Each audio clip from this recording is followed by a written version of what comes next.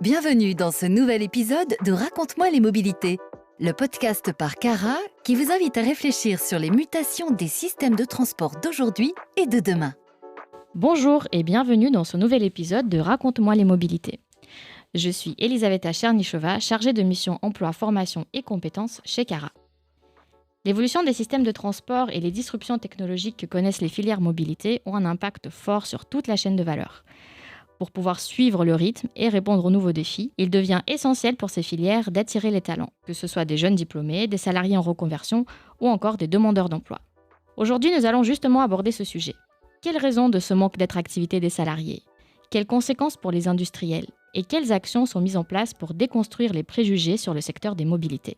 Pour apporter ces éléments de réponse, j'ai le plaisir d'accueillir Denis Rennes, directeur opérationnel du CMQ Automobilité. Bonjour Denis. Bonjour. Alors, comme à l'accoutumée, dans nos épisodes, je vais vous laisser présenter votre parcours professionnel, puis le CMQ Mobilité et vos missions.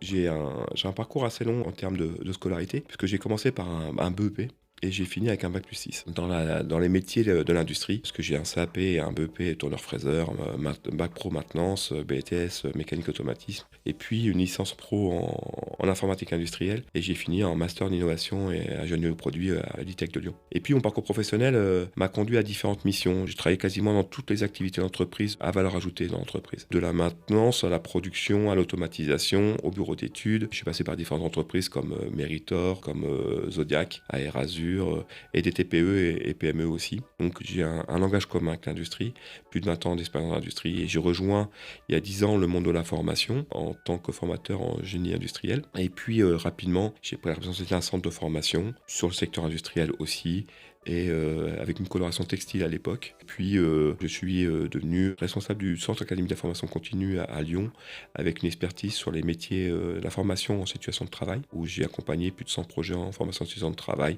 Et depuis 2 ans, j'ai pris la direction du campus des métiers de qualification automobilité, dans une volonté de poursuivre la dynamique de projet et développer l'attractivité de la filière automobile. Est-ce qu'il serait possible de présenter le CMQ en quelques mots ? Alors le CMQ, c'est un label qui a été créé par 4 ministères, emploi, économie supérieure, ministère de l'enseignement supérieur et éducation nationale, qui a une volonté de faire le lien entre le monde de la formation et le monde de l'entreprise. Je préfère dire le monde de l'entreprise et le monde de la formation parce que c'est souvent l'entreprise qui génère le besoin de la formation. Moi, le campus, je le définis en 4 axes. Je le définis par la prospective des compétences, où on va aller en contact avec l'entreprise pour écouter leurs besoins d'aujourd'hui et de demain sur les métiers qui sont en pleine mutation. On a le mécanicien auto n'est pas le mécanicien auto d'hier, d'aujourd'hui, ni de demain. Ils ont le même titre, mais ils n'ont pas les mêmes activités. Le développeur, le bureau d'études et ainsi de suite, tout ça, ça évolue. Donc on voit bien qu'il y a une évolution des métiers. Le deuxième axe dans ma priorité, c'est faire l'attractivité.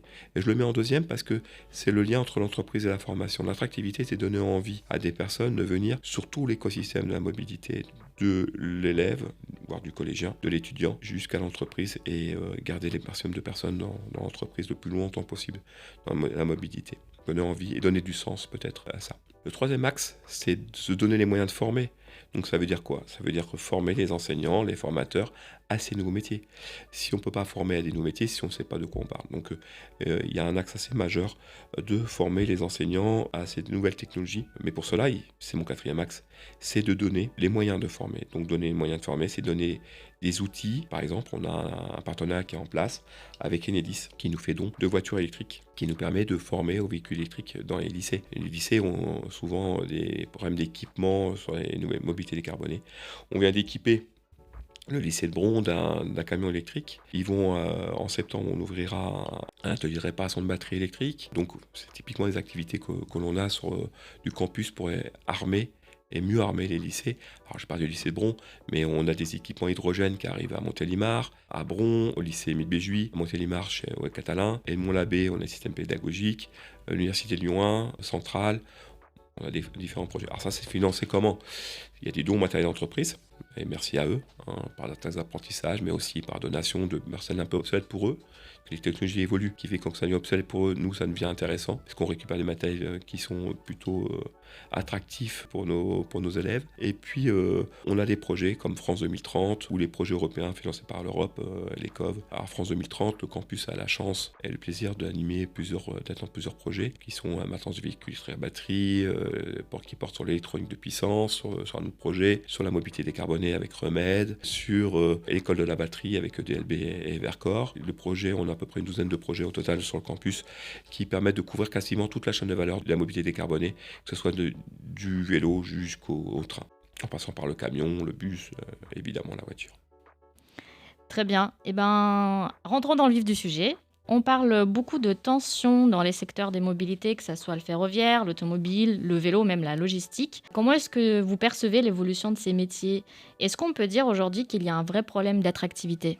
Oui, effectivement. On entend tout ce qui se passe au niveau national. C'est une filière qui est en mutation. C'est la première fois dans les technologies qu'on a une contrainte qui est législative qui a provoqué une caducité d'un système technique. Donc, normalement, en général, quand on a un système qui vieillit et qui devient obsolète, on attend de se préparer au nouveau système. Là, on a eu une directive européenne qui est tombée sur l'arrêt de la voiture thermique et qui a contraint toute la chaîne de valeur de l'automobile à basculer vers des véhicules décarbonés, qui fait que ça a généré évidemment une urgence de mutation et certaines improvisations des fois. Et par moments, on a d'autres structures qui se sont vite adaptées. Je pense à Vercor, je pense à Renault Group avec les voitures qui fonctionnent bien, Volkswagen, différents constructeurs, Stellantis aussi qui tire son épingle du jeu de plus en plus. Mais il a fallu repenser toute la partie automobilité. Et donc, on a une perception au niveau national de grandes difficultés. Mais on ne montre pas aussi ce qui va et ce qui est en train de se créer en termes de nouveaux métiers. Et je pense que c'est intéressant qu'on se pense sur ces sujets.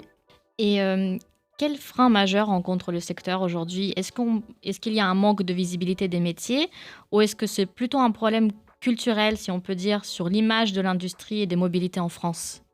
Alors, là aussi, on bénéficie d'un passif avec une volonté de rendre, on va dire, avoir une France qui soit, il y a quelques années en arrière, et ça a bien changé depuis quelques années, moins industrielle.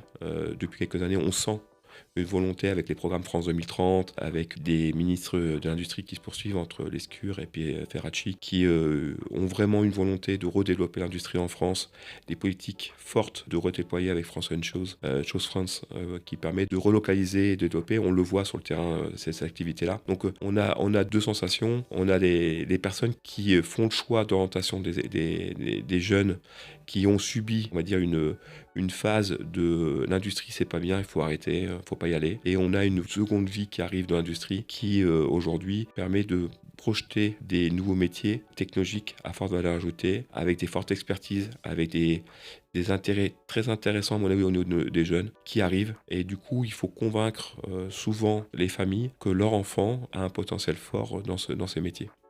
C'est effectivement un grand défi et d'autant plus que lorsqu'on parle de métiers techniques, ce sont ceux qui peut-être peinent le plus à recruter aujourd'hui, on entend vraiment très souvent dire qu'ils sont physiques ou réservés aux garçons. Est-ce qu'on en est encore là dans les idées reçues ? Est-ce que ces idées reçues bloquent les jeunes aujourd'hui au moment de leur choix d'orientation ? Et comment est-ce qu'on peut déconstruire ces préjugés dès le départ ? C'est une belle question, merci, c'est une très bonne question. Là aussi, ce qu'on appelle nous communément le prescripteur, qui est la maman, le papa, l'oncle, la tante, le grand-père, la grand-mère, l'enceinte familiale. En général, l'enfant choisit un métier qui est proche de l'écosystème familial. Et si je prends le cas de la féminisation, si une jeune fille est intéressée par les métiers technologiques, et les études nous montrent que jusqu'en primaire, il n'y a pas de problématique de choix, elle se sent capable de faire quelque chose. Et puis dès qu'elle va avoir un choix à faire, eh bien, on va lui dire, mais écoute, non, c'est pas un métier pour toi, ma fille. Et on se rend compte qu'il faut agir très tôt, relativement tôt, dans l'orientation. Donc on est en train on travaille en ce moment, et entre autres avec Cara, sur une volonté de faire découvrir les métiers aux jeunes filles dès la 5e.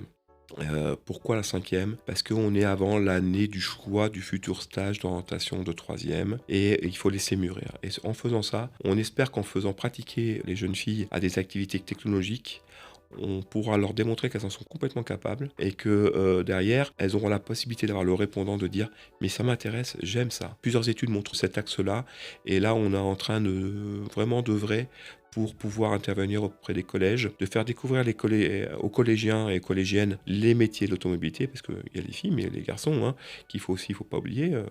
Parce qu'on est garçons, qu'on sera typiquement dans l'industrie, donc il faut aussi les convaincre de venir aussi dans la filière, qu'ils peuvent faire une carrière longue dans l'industrie et variée, puisque un métier évolue tout le temps. Avant, il y a 30 ans, un métier, on apprenait son métier et puis on le faisait toute sa vie.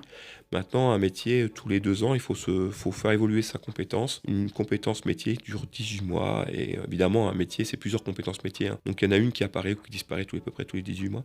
Donc il faut continuer à apprendre tout au long de sa vie. Et donc tout ça, il faut montrer aux jeunes que quand ils rentrent dans un système, dans une entreprise, ils ne sont pas enfermés dans cette entreprise, ils peuvent évoluer, grandir socialement, familialement, construire leur vie et professionnellement avoir une très belle carrière. Et c'est effectivement d'autant plus intéressant que des métiers dans le secteur de mobilité, il y en a plein. Comme tu disais, Denis, ils évoluent. Et le campus des métiers des qualifications, il sera présent aux côtés de Cara sur l'espace formation au Salon Solutrans en novembre. Le CMQ travaille justement ces différents sujets qu'on vient d'évoquer avec les collèges, lycées, mais aussi des universités et des entreprises, pour justement faire découvrir à ces différents publics les métiers du secteur des mobilités. Et est-ce qu'on peut parler des outils concrets qui sont déployés par le CMQ pour attirer les jeunes et créer peut-être des vocations? Alors, il y a plusieurs axes, hein, de développement, souvent en lien avec les nouveaux métiers. Je ne l'ai pas cité pour l'instant de nouveaux métiers, mais on a des nouveaux métiers comme réparateur de batterie. Bientôt, il y aura recycleur de batterie. Il faut savoir qu'on sait recycler une batterie électrique à 97-98% et que c'est le futur de la batterie passe par le recyclage. On a des métiers comme la cybersécurité, le soft, l'électronique de puissance. Donc, par rapport à ces nouveaux métiers, on a développé des activités de découverte qui sont des jeux sérieux. On a développé un jeu qui s'appelle le Greenborn, qui s'appuie sur le Milborn pour faire découvrir la mobilité décarbonée. On a des jeux comme un Qui veut gagner des millions adapté à la mobilité décarbonée. On est persuadé que le gaming va nous permettre d'ouvrir des possibilités de découvrir de manière directe ou indirecte la mobilité décarbonée. On a développé aussi une plateforme unique, je pourrais presque dire au monde parce que ça n'existe pas. On a créé une plateforme, on a créé un garage virtuel multi-activités dans le cadre d'un projet qui s'appelle Remède, avec une société qui s'appelle Five Discovery, où on a un garage où on a une partie où on intervient sur une Formule 1 sur la partie électrique, mais aussi on va intervenir sur un camion électrique, on va intervenir sur l'assemblage d'une batterie, sur la réparation d'une batterie, sur l'électronique de puissance, et on pourra aller jusqu'à la partie vente du véhicule si on le souhaite. Et ce garage nous permet de faire découvrir les métiers, les différentes activités à des jeunes dans leur environnement. Le meilleur moyen de découvrir un métier, c'est en le faisant. Et donc, on est axé aussi sur des outils pédagogiques par le faire, parce que le faire, c'est découvrir qu'on en est capable. Et quand on en est capable, et derrière, on se dit pourquoi pas moi. Et ça crée de l'émotion aussi, ça permet de marquer les esprits. On en parle assez souvent aussi dans les différentes actions que le campus mène. Et on vient d'évoquer à l'instant justement les nouvelles technologies, les véhicules connectés, le vélo électrique, et de manière plus large l'électrification et par exemple les technologies hydrogène. Cette transformation des compétences, ces nouveaux métiers aussi qui voient le jour, est-ce que les formations continues arrivent à suivre le rythme? Alors, là aussi, c'est une bonne question. Comment naît la formation? Elle naît par le besoin de l'entreprise. Former des personnes où il n'y a pas d'intérêt à l'entreprise derrière, ça ne marche pas. À part se faire plaisir, il y a des formations qui permettent du développement personnel. Je n'ai rien contre, hein. Ça existe et c'est normal. Par contre, quand on fait une formation professionnelle, on veut derrière pouvoir travailler dans ce système de formation, dans cette profession. Donc, comme je vous ai dit tout à l'heure, j'ai beaucoup travaillé sur la partie formation en situation de travail, ce qui m'a conduit à bien comprendre que le besoin de compétences et le référentiel de compétences d'une formation naît par le besoin de l'entreprise. Donc c'est un dialogue, et là en prospective des compétences, parce que le campus travaille sur la prospective des compétences avec les entreprises, on regarde les futurs métiers à venir. Et ces futurs métiers, qui sait les faire? Il y a deux axes, soit l'entreprise, et c'est là 90% des cas, soit les centres de recherche. L'entreprise, son besoin, il est très pragmatique. Il a une valeur ajoutée à faire, une évolution technologique, une innovation technologique sur un produit, sur un composant, sur un système, ou un écosystème. Et bien derrière, il faut synthétiser et relater cette activité pour en faire une formation qui soit adaptée et qui va répondre à 100% aux besoins de l'entreprise. Et là, on est pertinent sur la réponse formation. Et la formation continue, avec les OPCO, avec France Travail, avec la région, permet de former des personnes en recherche d'emploi, que je appelle souvent des chercheurs d'emploi.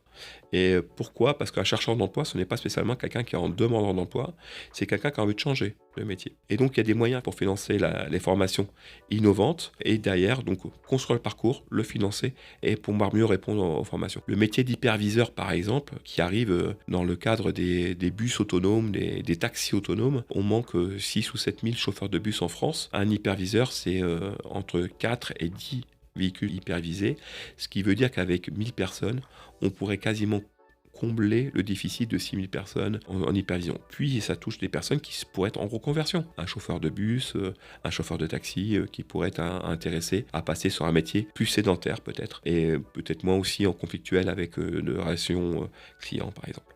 Ou en situation de handicap, évidemment.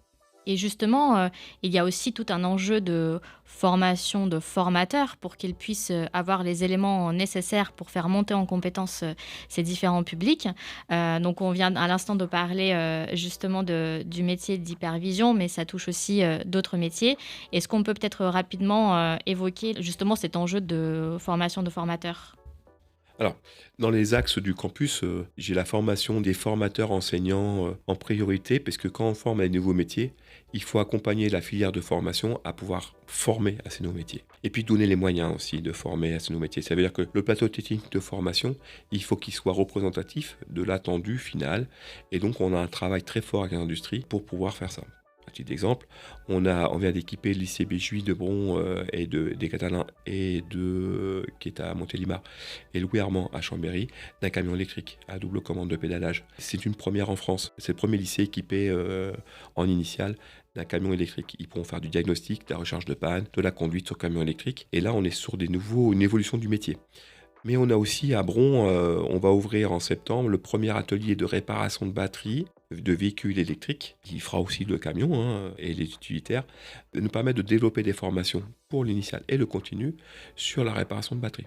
Donc ces nouveaux métiers-là nous amènent à repenser aussi la méthode de former et la manière de former. Donc quand on est demandeur d'emploi et qu'on veut se spécialiser, parce qu'en plus la réparation de batterie, c'est des métiers qu'on va dire propres, on est sur des métiers, quasiment tous les métiers qui sont ouverts à ces nouvelles technologies de la mobilité décarbonée, conduisent à des métiers propres. C'est dans la volonté de décarboner le véhicule, on arrive à décarboner les activités métiers de véhicules décarbonés. Ce qui est très intéressant à regarder, parce que je me souviens d'un témoignage d'un groupe de jeunes filles du côté de Paris qui ont découvert la réparation de batterie, qui me dit mais c'est un métier qui est génial, je me croirais dans une salle, un laboratoire, j'ai envie de faire ça. Et donc on voit qu'il faut amener les gens à découvrir ces métiers pour donner la vocation et l'envie de venir.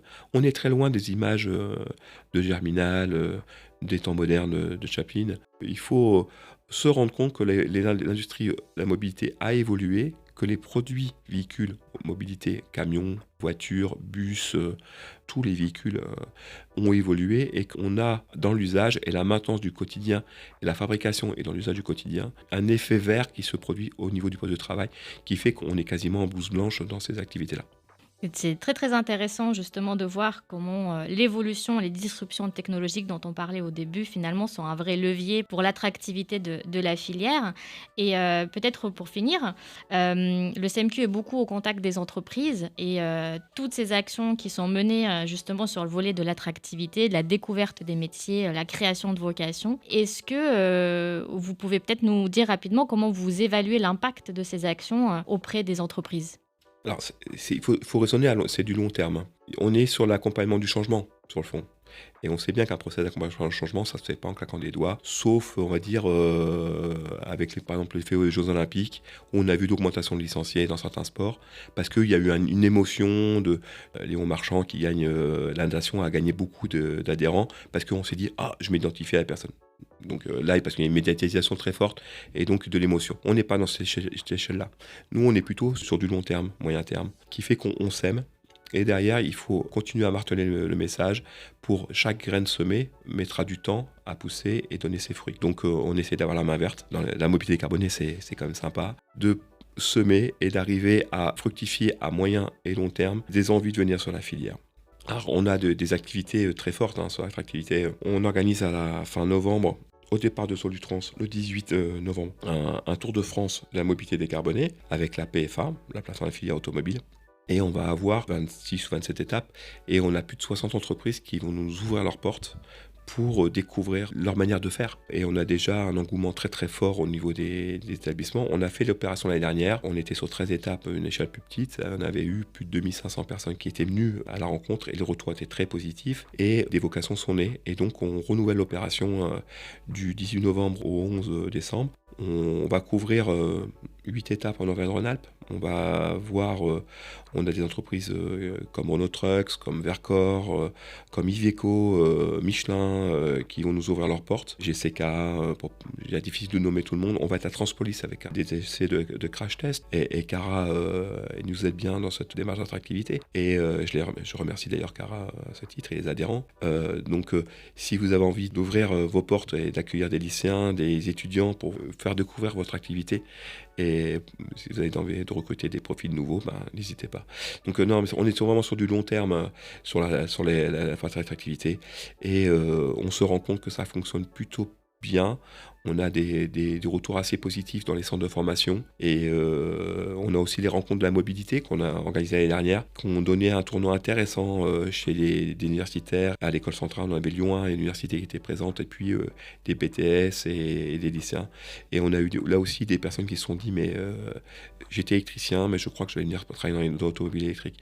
Donc vous voyez, on a des retours court terme qui se font de changement de voie et le moyen terme c'est réellement rentrer dans l'entreprise et le long terme c'est qu'ils y restent.